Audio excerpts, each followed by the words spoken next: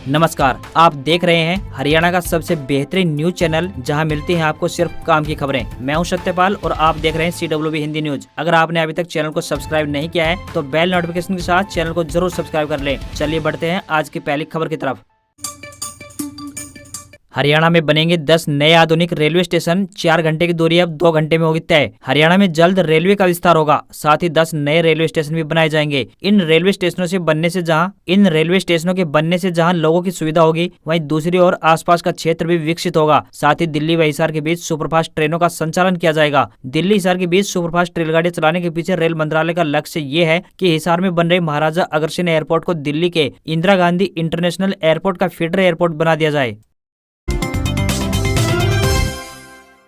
हरियाणा के किसानों के लिए अच्छी खबर है। आंदोलन में दर्ज केस वापस लेगी खट्टर सरकार, केंद्र से मिली मंजूरी। हरियाणा के किसानों के लिए राहत की खबर है। प्रदेश सरकार ने किसान आंदोलन में दर्ज किए गए सभी केस वापस लेने की कार्रवाई तेज कर दी है। केंद्र सरकार ने भी ये केस वापस लेने के लिए अपनी मंजूरी दे दी है। हरियाणा के स्वास्थ्य एवं गृह मंत्री अनिल विज ने इसकी पुष्टि की है। बता दें कि 1 साल से भी लंबे समय तक चला किसान आंदोलन 11 दिसंबर को खत्म हुआ था। इसके बाद से ही हरियाणा सरकार ने किसानों पर दर्ज केसों को समाप्त करने, मरने वाले किसानों के परिवारों की मदद के साथ साथ में बाकी विषयों को लेकर भी अफसरों के साथ होमवर्क शुरू किया था। उसी समय फैसला हुआ था कि हत्या और रेप जैसे गंभीर 4 केसों को छोड़कर 263 के करीब केसों को वापस लिया जाएगा। इनमें लगभग 16 लोग नामजद हैं, जबकि हजारों की संख्या में अज्ञात लोग भी शामिल हैं। बता दें कि हरियाणा देश का पहला ऐसा राज्य है जिसे किसानों पर दर्ज केस वापस लेने की अनुमति केंद्र सरकार से मिली है।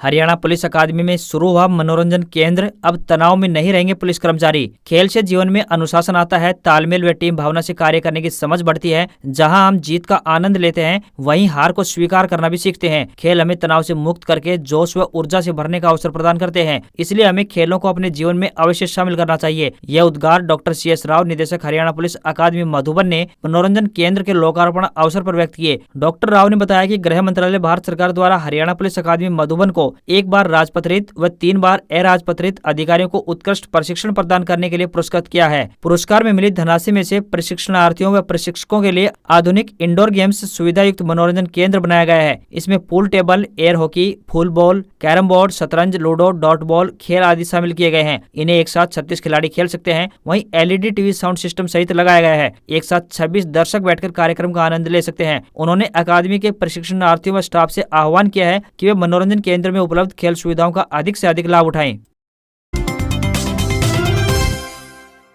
मौसम की जानकारी। उत्तर भारत में मौसम का बदल रहा है मिजाज। कहीं खिलेगी धूप तो कहीं होगी बारिश। उत्तर भारत के मौसम में अब बदलाव हो रहा है। दिल्ली, पंजाब, हरियाणा में जहां सुबह शाम की गुलाबी ठंड है, तो वहीं उत्तर प्रदेश के कुछ शहरों में हल्के कोहरे के साथ शीतलहर के चलते समय ठंड बरकरार रहेगी। देश के कुछ समय राज्यों में बारिश हो रही है, तो वहीं कुछ बर्फबारी की वजह से तापमान में अभी गिरावट संभव है। मौसम विभाग यानी IMD के अनुसार दिल्ली में हल्की ठंड अभी जारी रहेगी। वहीं देश के कई हिस्सों में आज बारिश होगी। स्काईमेट वेदर के अनुसार असम, मेघालय, अरुणाचल प्रदेश, तमिलनाडु में बारिश हो सकती है। सिक्किम में हल्की बारिश का अनुमान जताया गया है। वहीं उत्तर पश्चिम भारत, मध्य भारत और पूर्वी भारत के कुछ हिस्सों में न्यूनतम तापमान में और गिरावट आने का अनुमान है। पाकिस्तान को भारत का बड़ा तोहफा। करतारपुर कॉरिडोर के बदले अजमेर शरीफ तक special train. Kartarpur Sahib corridor के बदले अब पाकिस्तानी नागरिकों को भारत सरकार की ओर से बड़ा तोहफा मिला है। रेलवे सूत्रों से मिली जानकारी के मुताबिक पाकिस्तानी नागरिकों के लिए अमृतसर से अजमेर शरीफ तक स्पेशल ट्रेनें जल्द शुरू होंगी। सरकारी तौर पर बॉर्डर पार कराकर अमृतसर तक लाए गए पाकिस्तानी श्रद्धालुओं, अकीकतमंदों को इन स्पेशल ट्रेनों से अजमेर शरीफ दरगाह तक ले जाने और वापस लाने तक की व्यवस्था की जाएगी। रेल सूत्रों के अनुसार ये सेवाएं इसी महीने से शुरू हो सकती हैं। पंजाब हरियाणा हाईकोर्ट में केसों की सुनवाई को लेकर नए आदेश जारी। कोरोना के कारण बिगड़े हालातों के चलते सभी मामलों की वीडियो कॉन्फ्रेंसिंग के जरिए सुनवाई के फैसले में बड़ा संशोधन करते हुए पंजाब एवं हरियाणा हाईकोर्ट ने अब आदेश जजों को फिजिकल सुनवाई करने का आदेश जारी किया है। मुख्य न्यायाधीश द्वारा जारी आदेश के अनुसार अब कुल संख्या के आदेश जज फिजिकल सुनवाई करेंगे। आदेश के अनुरूप हर जज 1 दिन छोड़कर केसों की फिजिकल सुनवाई करेगा। इससे पूर्व में हाईकोर्ट के सभी जज केवल वीडियो कॉन्फ्रेंसिंग के जरिए ही सुनवाई कर रहे थे। हालांकि अभी भी सभी मामलों में सुनवाई नहीं होगी। कोरोना से पहले जिन मामलों में तारीख डाली गई थी, उन्हें आगे की तारीख दी जा रही है। जिन मामलों में कोई इमरजेंसी है और मेंशनिंग की गई है, उन्हीं मामलों में न्यायालय की स्वीकृति के बाद सुनवाई होगी। फिजिकल सुनवाई का आदेश 14 फरवरी से प्रभावी होगा। प्रदेश के कृषि एवं पशुपालन मंत्री जेपी दलाल ने कहा है कि आने वाले समय में लोहारू क्षेत्र में मिल रही सिंचाई के पानी को और अधिक बढ़ाया जाएगा। उन्होंने कहा कि वे लोहारू के रेगिस्तानी इलाके में ईंख व धान की खेती करवाएंगे। किसानों को किसी प्रकार की चिंता करने की आवश्यकता नहीं है। किसानों व गरीब लोगों के साथ अन्याय नहीं होने दिया जाएगा। जनसंपर्क अभियान के दौरान कृषि मंत्री ने कहा कि लोहारू की रेगिस्तानी इलाके को हरा भरा किया जाएगा। उन्होंने कहा कि प्रदेश सरकार किसानों के हित के लिए निरंतर नई नई योजनाएं लागू कर रही है। इसके लिए फसल बीमा योजना और पशु क्रेडिट कार्ड जैसी योजनाएं भी शामिल की गई है। उन्होंने कहा कि पशुपालन को बढ़ावा देने के लिए डेयरी के लिए ऋण सहायता प्रदान की जा रही है। भेड़ व बकरी पालन को प्रोत्साहन दिया जा रहा है, तो वहीं छोटे पशुपालकों के लिए भी वरदान साबित होगा। उन्होंने कहा कि किसानों का पैसा सीधे उनके खातों में जा रहा है। उन्होंने कहा कि सरसों व मूंग की खराबी का मुआवजा शीघ्र ही प्रभावित किसानों को दिलवाया जाएगा।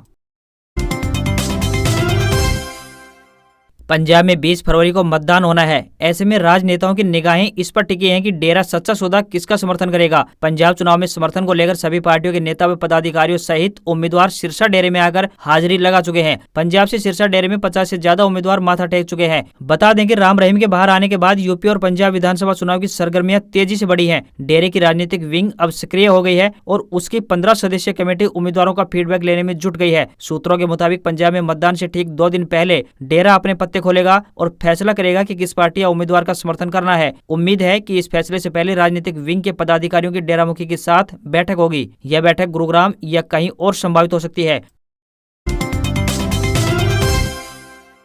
हिसार के रेल यात्रियों के लिए खुशखबरी है। कोरोना काल से बंद पड़ी हिसार अमृतसर एक्सप्रेस ट्रेन चलाने के लिए रेलवे ने हरी झंडी दे दी है। अब हिसार से एक्सप्रेस ट्रेन 15 फरवरी से रोजाना रात 12:05 पर रवाना होगी, जो सुबह 7:15 पर अमृतसर पहुंचेगी। वापसी में उसी दिन यानी शाम को 6:30 बजे अमृतसर से हिसार के लिए रवाना होगी। उल्लेखनीय है कि हिसार अमृतसर ट्रेन करीब 2 साल से बंद है, लेकिन अब रेलवे की ओर से इस ट्रेन को चलाने के आदेश जारी हो चुके हैं। यात्रियों को इस ट्रेन की सुविधा रोजाना मिलेगी। हिसार से रायपुर, जाखल, संगरूर, लुधियाना, जालंधर, ब्यास होते हुए ट्रेन अमृतसर को जाएगी। इस ट्रेन का मुख्य स्टेशन पर ही ठहरा होगा। यात्री इस ट्रेन के चलने से 5 मिनट पहले भी टिकट ले सकते हैं। धुंध के कारण बंद पड़ी अमृतसर अजमेर ट्रेन 1 मार्च से ट्रैक पर लौटेगी। यह ट्रेन हिसार होकर जाएगी। यह ट्रेन सप्ताह में 2 दिन यानी शुक्रवार और रविवार को चलेगी।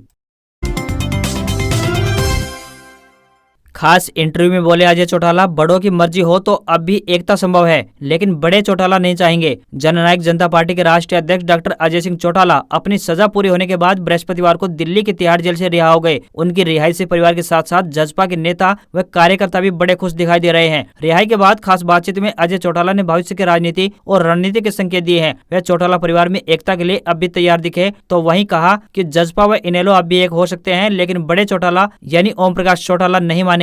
डॉक्टर अजय सिंह चौटाला की जेबीटी शिक्षक भर्ती मामले में 10 साल की सजा बृहस्पतिवार को पूरी हो गई है। कोरोना की तीसरी लहर के चलते वह हालांकि पैरोल पर पिछले कुछ दिनों से घर पर ही थे, लेकिन अब उनकी विधिवत रिहाई के बाद न केवल परिवार के सदस्यों में खुशी का माहौल है, बल्कि जसपा कार्यकर्ताओं का भी जोश बढ़ गया है। ध्यान दें, कुरुक्षेत्र में इसी महीने बांटा जाएगा राशन डिपो में बकाया पड़ा सरसों का तेल। कुरुक्षेत्र के राशन डिपो पर पिछले साल से बकाया पड़े सरसों के तेल को इसी महीने बांटा जाएगा। इसके लिए उच्च अधिकारियों की ओर से निर्देश जारी कर दिए गए हैं। अधिकारियों की ओर से निर्देश जारी होते ही डिपो संचालकों ने भी तैयारियां तेज कर दी है। कुरुक्षेत्र में जिला भर के राशन डिपो पर 3491 लीटर सरसों को तेल बकाया पड़ा है। यही तेल अभी तक पॉइंट ऑफ सेल मशीन में बकाया दिखा रहा है। इस तेल के बांटे जाने पर ही मशीनों में बकाया क्लियर हो पाएगा।